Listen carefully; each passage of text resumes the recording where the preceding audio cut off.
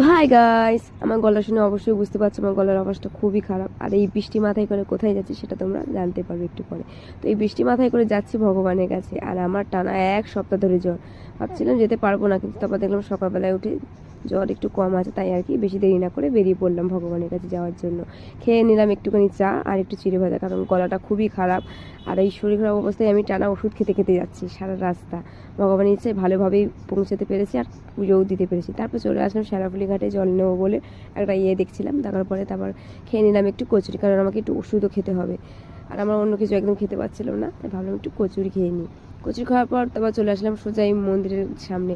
আর জায়গাটা তোমরা ভালোভাবেই চিনতে পারছো, থাকলে আমাকে কমেন্টে অবশ্যই জানিও। মন্দিরের মধ্যে আমরা চলে গেলাম, তারপর পুজোয় জল টল ঢেলে আমরা আর কি 12টার মধ্যে কমপ্লিট করে নিলাম।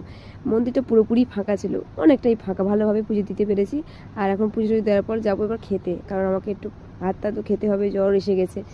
ভাতে নিয়ে খাওয়া হয়ে গেল, তারপর খেয়ে নিলাম একটুখানি ভুট্টা খাওয়ার পর একটু টিফিন নিয়ে চলে আসলাম বাড়ির দিকে। আর আমার যেহেতু জ্বর ছিল, এই জন্য বেশি দিন ঘুরতেও পারলাম না। দেখা হচ্ছে পরে একটা মিনি ব্লগে।